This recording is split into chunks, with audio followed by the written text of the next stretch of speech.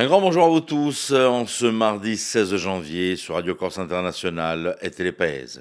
Bonjour, salut à tous.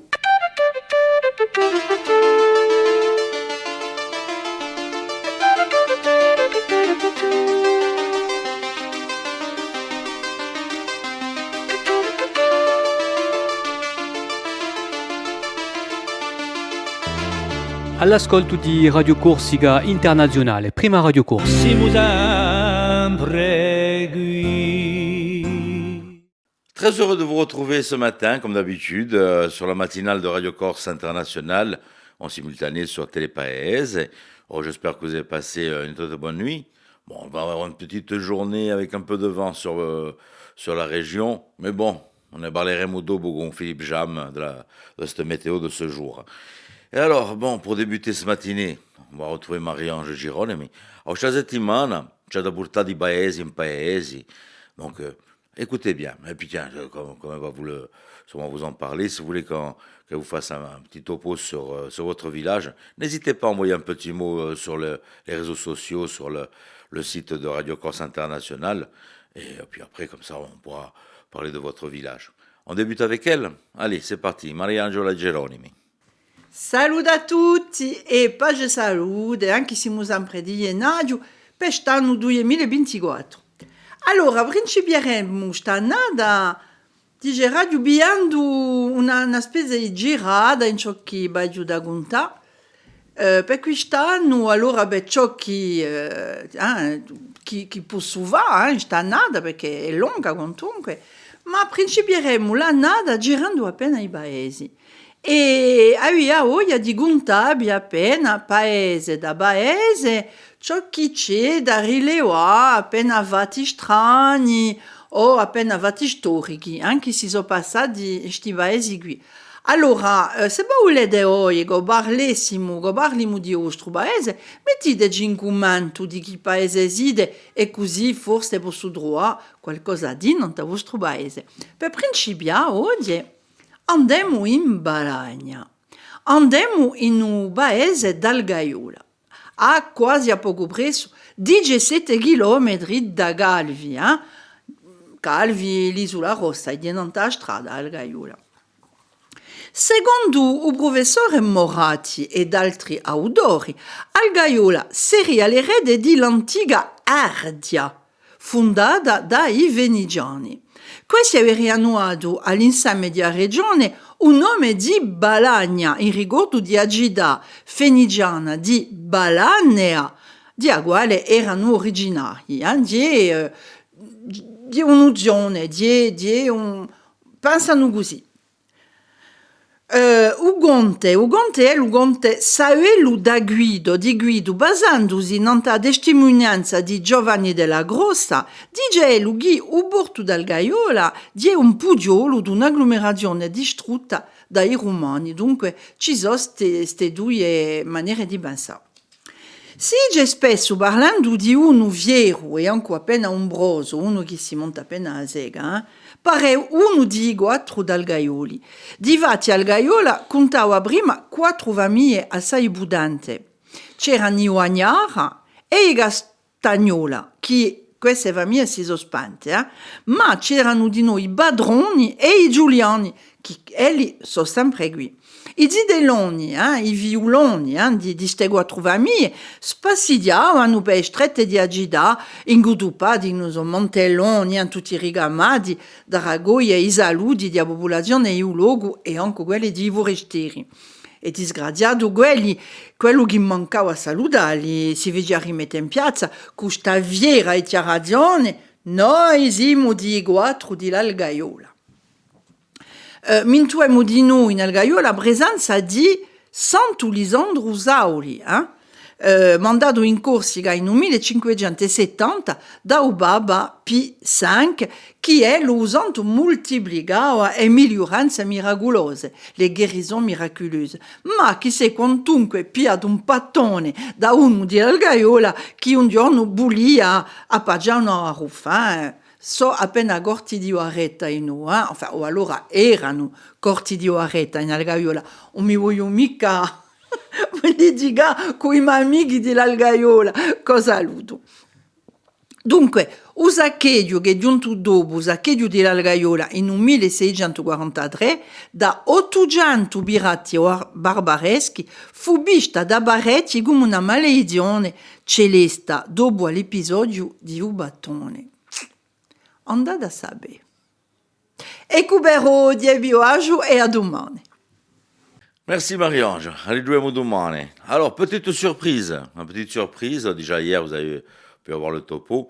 Elle vient de nous rejoindre sur Radio Corse International. C'est la charmante Paxi qui, elle, va vous donner ce matin votre horoscope.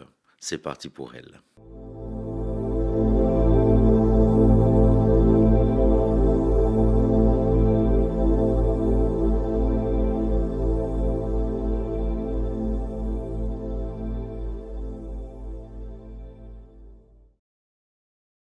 Et bonjour à tous, on se retrouve, on est mardi, on va voir qu'est-ce qu'on a à vous dire.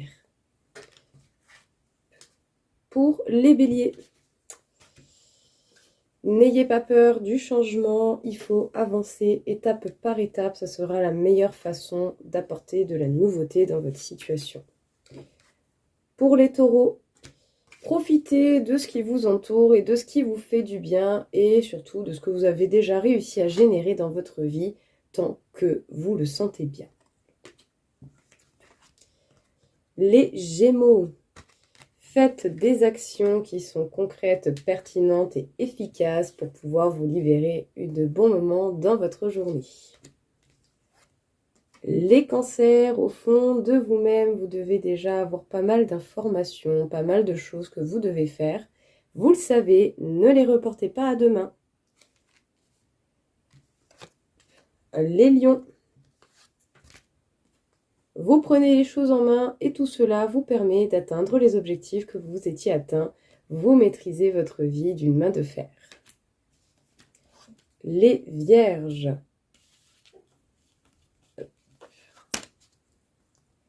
quelques prises de tête éventuelles au niveau sentimental ou par rapport à une association. Ne noyez pas votre chagrin dans des dépenses inutiles. Les balances, vous allez certainement avoir de la réflexion à faire au niveau professionnel.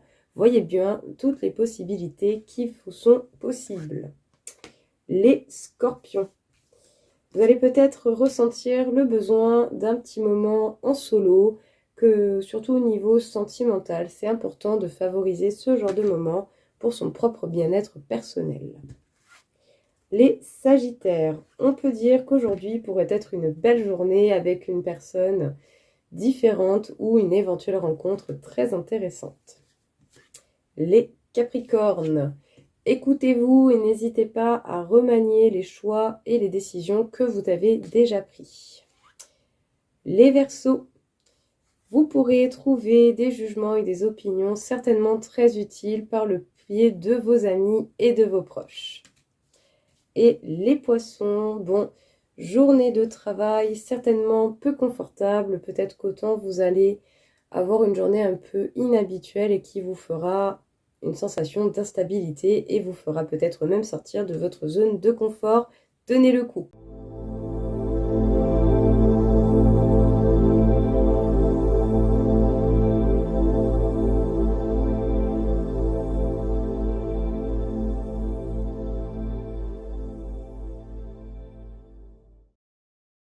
Bon, j'espère que ça va pour votre horoscope pour aujourd'hui. Qualche milione, là. Non, mais il y a à salute, hein. À salute, questo, bene, solo, solo, hein. On poursuit avec la météo. La météo est Philippe Jam et l'information de ce mardi.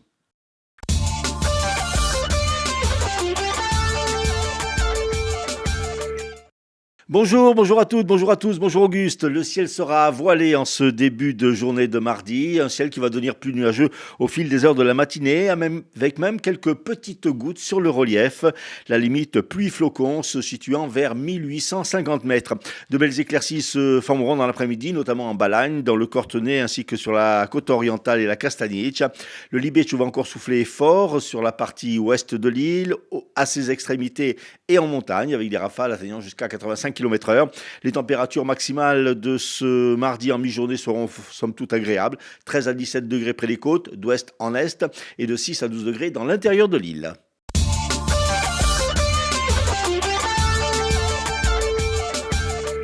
Un incendie a éclaté hier vers 13 heures dans une entreprise spécialisée dans le recyclage de matériaux de construction à Bonifacio. 6000 mètres cubes de copeaux stockés sur des palettes à l'extérieur du bâtiment sont partis en fumée. Une quarantaine de pompiers ont été mobilisés pour circonscrire le sinistre qui n'a fait aucun blessé. L'origine de l'incendie est pour l'heure indéterminée. Sur les hauteurs de Speloncat, où un incendie a ravagé 15 hectares de végétation, les pompiers de plusieurs centres d'intervention de Balagne ont pu maîtriser les flammes avant qu'elles ne se propagent plus. Un homme de 26 ans a été condamné hier à 6 ans de prison par le tribunal correctionnel de Bastia pour violence volontaire aggravée sur des policiers. Le 14 novembre dernier, il avait renversé 3 policiers et un piéton sur le port de commerce de Bastia. Les policiers étaient en poste pour l'interpeller à sa descente de bateau lorsqu'il a foncé sur eux. L'homme était connu de la justice pour des affaires de stupéfiants et même une condamnation pour violence conjugale. Soupçonné de cambriolage, un homme de 29 ans a été interpellé hier à l'Île-Rousse et placé en garde à vue. Selon les gendarmes, dans la nuit du 11 ou 12 janvier, il serait entré par effraction dans un restaurant et une biscuiterie et volé 300 € de fonds de caisse. Dans le cadre de la journée mondiale de sensibilisation au risque tsunami, un exercice de sécurité civile aura lieu vendredi en Méditerranée, de la frontière italienne à la frontière espagnole et donc sur notre île.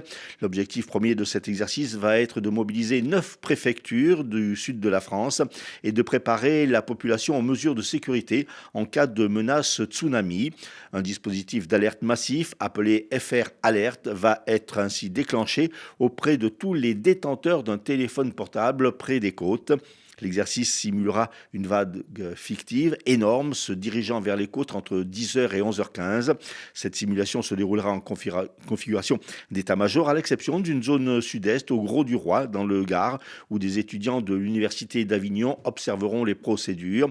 Objectifs principaux de cet exercice, tester la chaîne d'alerte, sensibiliser la population à la réception d'une alerte sur smartphone et rappeler les réflexes à adopter et évaluer les réactions des destinataires de l'alerte. Football, en ce mois de mercato, les clubs insulaires de Ligue 2 se renforcent.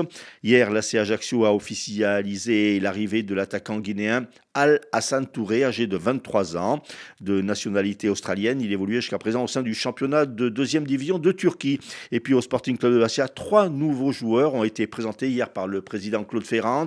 Mohamed Souboul, un jeune défenseur latéral gauche marocain de 23 ans en provenance de Casablanca.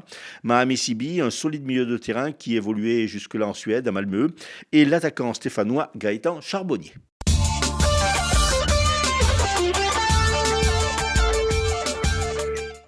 Tiens, aujourd'hui, nous fêtons les Marcel, nous fêtons aussi les Priscilla, et puis nous faisons tout sera Santo Marcello.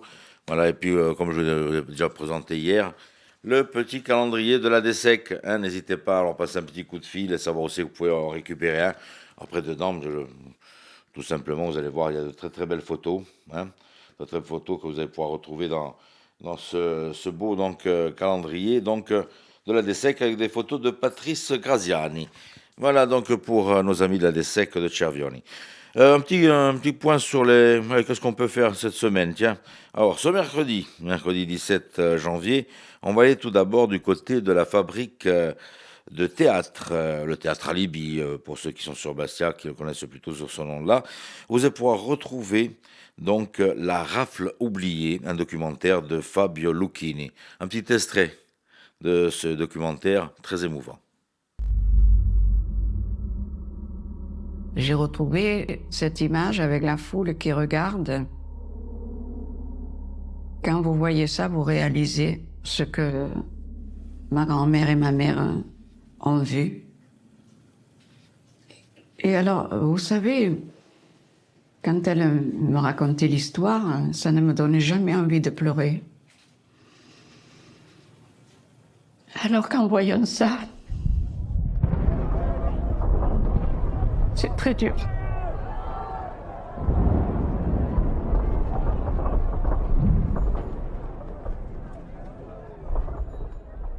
Je me suis trouvée à la place de ma mère et de ma grand-mère et je me suis dit, mon Dieu, mais c'est ça qu'elles ont vu. Des parties de Brubria, au théâtre de Propriano, nous allons retrouver une séance pour le jeune public avec la pièce Sur les pas de Léonard de Vinci. pareil, tiens, je vais vous faire un petit extrait parce que c'est une très très belle pièce pour les enfants. N'hésitez pas, donc, je vous rappelle, c'est jeudi 18 janvier, 9h et 14h, deux séances.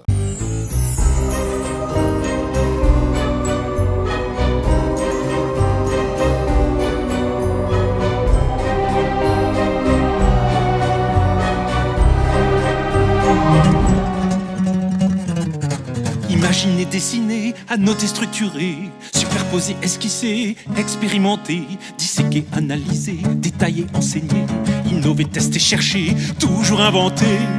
C'est vous qui avez dessiné tous ces croquis de machines volantes? Mais bien sûr que c'est moi. Je ferai tout un jour pour réussir à faire voler un homme. C'est le rêve de ma vie. Machine à voler, machine à rêver. C'est lui le génie, c'est le grand de Vinci. C'est lui le génie, c'est le grand de Vinci.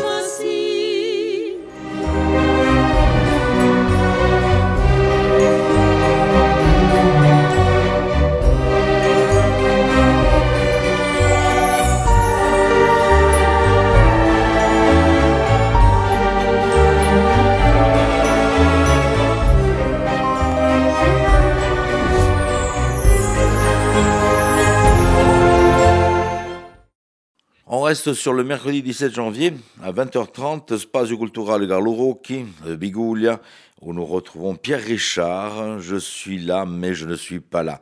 Donc un bon moment de rire avec Pierre Richard donc pour cette pièce à Biguglia, donc pour mercredi. On poursuit avec l'Albor, mais ce sera pour le vendredi 19 janvier au Centre culturel de l'Albor, où nous recevrons donc en concert à Dribiera, une fusion de musique traditionnelle corse et rock avec Carmen Belgoder et l'ensemble donc de sa compagnie.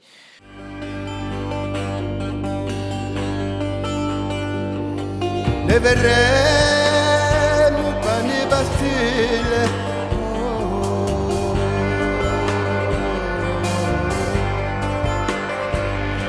Via via 20 soldi facendo una lira.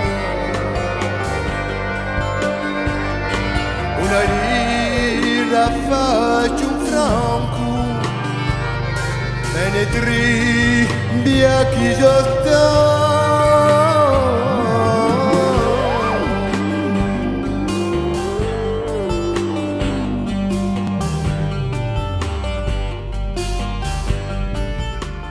Allez, et on va clôturer avec notre ami Di Caro qu'on va retrouver dans un petit moment pour la partie philo, qui sera donc en ce jour, donc du côté de la médiathèque Barberine Doriani, avec les rencontres philo.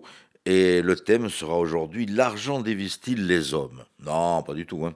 Voilà, donc n'hésitez pas donc à pouvoir les rejoindre du côté de la médiathèque Barberine Doriani. Donc pour retrouver notre ami Christophe Descarreaux, qu'on va retrouver aussi tout à l'heure pour la petite séance et chronique philo de Radio Corse International. Mais pour l'instant, du turf. Les pronostics hippiques de Rémi sur Radio Corse International. Bonjour à tous, ce mardi dans les bons coups du jour, nous serons sur l'hippodrome de Vincennes. On va démarrer avec le quintet, je vais mettre en tête le numéro 10, Impérial Mabon. Passons à la 4e course où le 9, Yurenka devrait lutter pour la victoire, tout comme dans la 8e, le numéro 11, Jolie Girl de Beaufour. Bon jeu à tous. La chronique philosophique de Christophe Di Caro. Comment bien débuter l'année, si ce n'est en commençant à nous modeler, nous changer, nous projeter dans un avenir toujours plein de bonnes résolutions. Si Charles Pépin, dans son ouvrage intitulé Les vertus de l'échec, nous enseigne comment tirer profit de ces échecs pour y trouver une nouvelle force et finalement se réaliser, à l'instar de cet adage nietzschéen, ce qui ne me tue pas me rend plus fort, Plutarque, lui, citoyen romain vivant au 1er siècle de notre ère et contemporain de l'empereur Trajan, va nous enseigner dans un ouvrage du même nom comment tirer profit de ses ennemis. Généralement, l'ouvrage est suivi d'une autre réflexion intitulée « Sur la manière de distinguer le flatteur d'avec l'ami ». Quel remarquable ouvrage en ce début 2024, où Kim Jong-un menace, où Jintao réfléchit et où Poutine compte fleurette, à Zelensky alors qu'Attal évacue Borne d'un revers de la main. Mais entendons-nous bien, Si gérer la rivalité sur un champ de bataille relève davantage de l'apanage d'un Sun Tzu qui peut quelquefois appliquer la règle du non-agir, Plutarque, lui, nous emmène à examiner notre propre comportement face à l'ennemi, et que, plutôt que de réagir en mal viril, que le commun des mortels nommerait mal alpha, et montrer ses muscles, il propose d'autres alternatives. Et si finalement, celui que l'on nomme alpha n'était pas en réalité celui ou celle, n'oublions pas que nous sommes dans la symbolique, qui aurait la possibilité de faire de son adversité une force, de faire de cette adversité un miroir nous permettant de nous rendre compte nous-mêmes de ce qui ne va pas chez nous, ou plutôt dans quel piège ne pas tomber. Plutarque nous invite d'abord à nous connaître nous-mêmes avant d'engager une quelconque action. Il nous invite, par exemple, si nous venons à blâmer quelqu'un pour sa conduite, à modifier notre comportement en lui donnant une direction contraire. Ainsi, nous tirerions les fruits de l'injure que l'autre aurait pu formuler à notre égard en modifiant notre propre façon d'être, en nous posant la question suivante. Qu'est-ce qui, dans mon comportement, aurait pu susciter de telles remarques de la part de mon ennemi vis-à-vis de moi ? L'autre touche-t-il en moi quelque chose qui me ressemble pour me faire à ce point réagir ? Un chien qui aboie m'incommode, mais ne m'offense pas, contrairement au mot assassin du serpent. Alors, si plutôt que de prendre corps à l'injure de l'ennemi, nous arrivions à en tirer parti, et si en réalité cet ennemi n'était en fait qu'un thérapeute.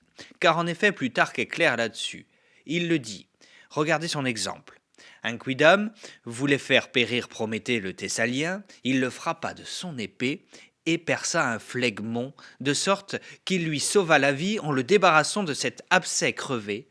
Tel est souvent l'effet d'une médisance dictée par la colère ou l'inimitié. Elle guérit notre âme d'une maladie insoupçonnée que nous avions négligée. Alors vous l'aurez compris, si même Napoléon, au dire de l'historien Georges Bordonov, était un lecteur de Plutarque, comment tirer profit de ses ennemis est vivement conseillé à tout un chacun, que l'on soit roi, empereur ou manant, pour faire de nos ennemis de belles occasions de nous faire grandir. La chronique philosophique de Christophe Dicaro. Merci Christophe, et on se retrouve la semaine prochaine. Et puis surtout, le rendez-vous ce soir du côté de l'Albor pour les rencontres philo. Que je voulais dire, tiens, peut-être demain vous avez envie d'aller faire une petite balade. Allez, ça c'est donc une petite balade que vous allez pouvoir faire avec l'Office du tourisme de Corse de la plaine orientale. Balade guidée aux abords de l'étang d'Urbino. C'est tous les mercredis et jusqu'au 31 janvier. Ça se déroule donc de 9h30 à 12h. Donc je vais vous donner un petit numéro de téléphone pour pouvoir joindre le contact pour pouvoir vous inscrire. C'est le 07 86 27 64 07. Voilà. Pour plus d'infos, n'hésitez pas aussi à aller sur le site donc de l'Office de tourisme de la Corse. Notre invité aujourd'hui sera Monsieur Croge, président du Festival du cinéma italien.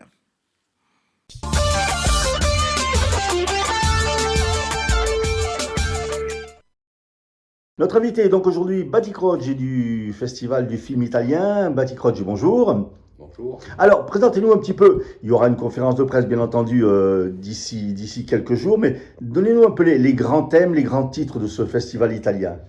Alors, c'est d'abord la 36e édition. Vous savez que c'est un festival qu'on avait créé avec notre ami et regretté René Vial en 1988, et donc c'est 36 ans. Et cette 36e édition sera novatrice et sera dédiée aux femmes.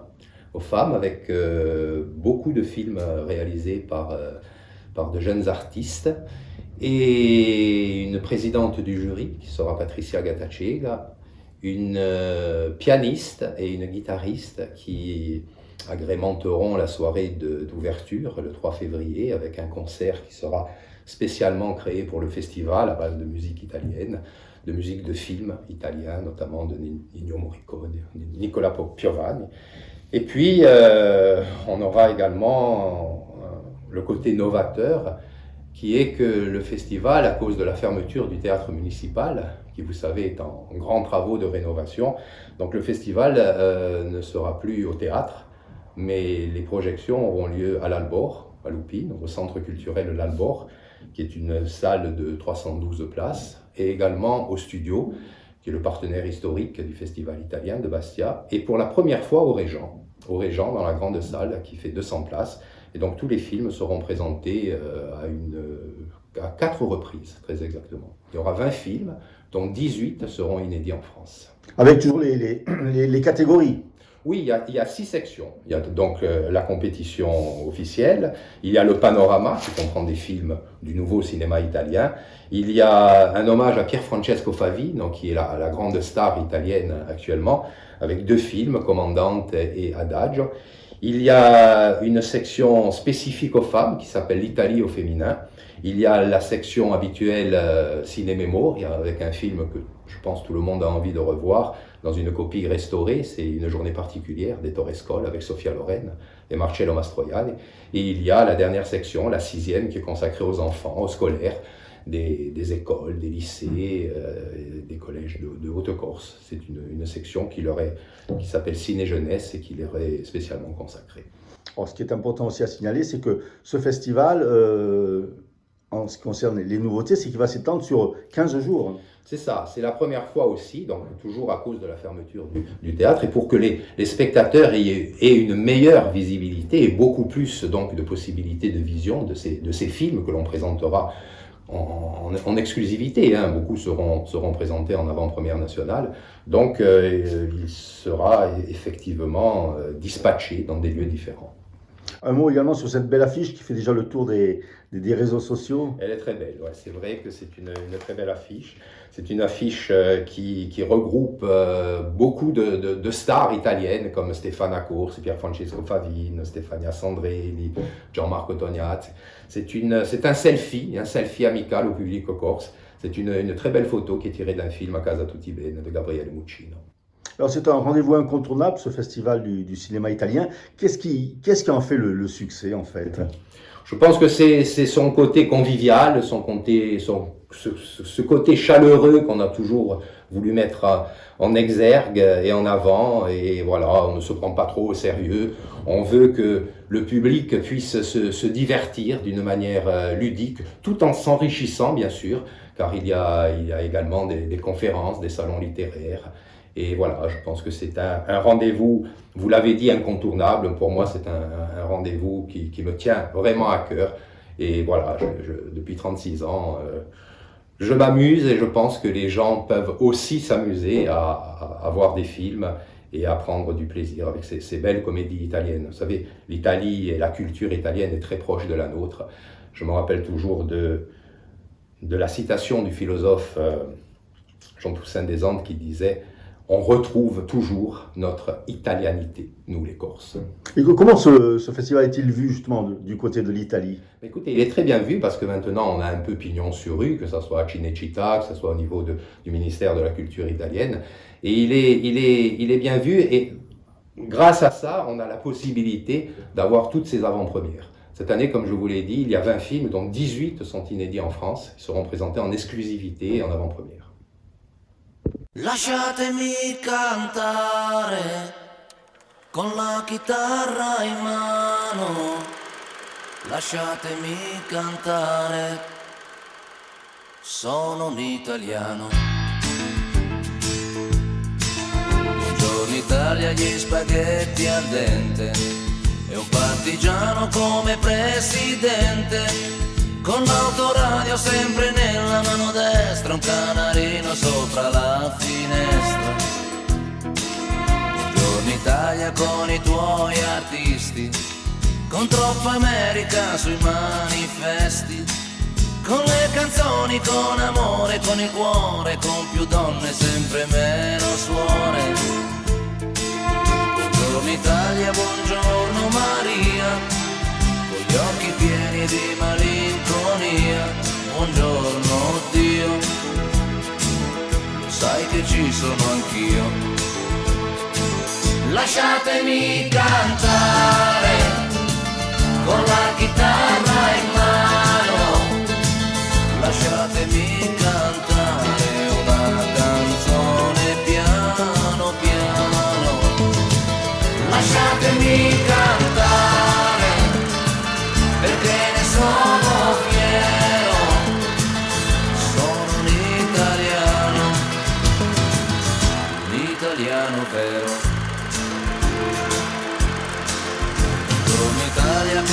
si spaventa, con la crema da barba la menta, con un vestito gessato sul blu e l'amo viola la domenica in TV. Buongiorno Italia col caffè ristretto, le calze nuove nel primo cassetto.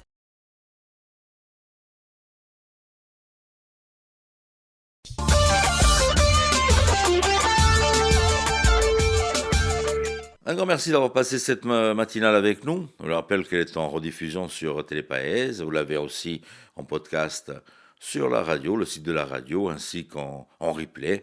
Voilà, tout simplement. Puis je vous rappelle toujours d'aller vers un petit tour du côté du site de la radio, Radio Corsica International, et que vous allez pouvoir retrouver sur le site rci.siteradio.co, tout simplement.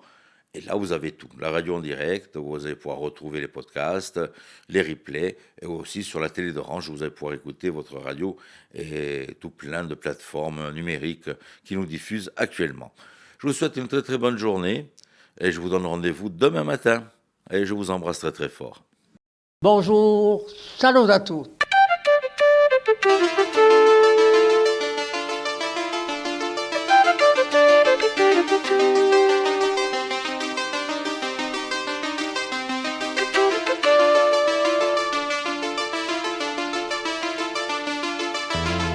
All'ascolto di Radio Corsica Internazionale, prima Radio Corsica. Siamo sempre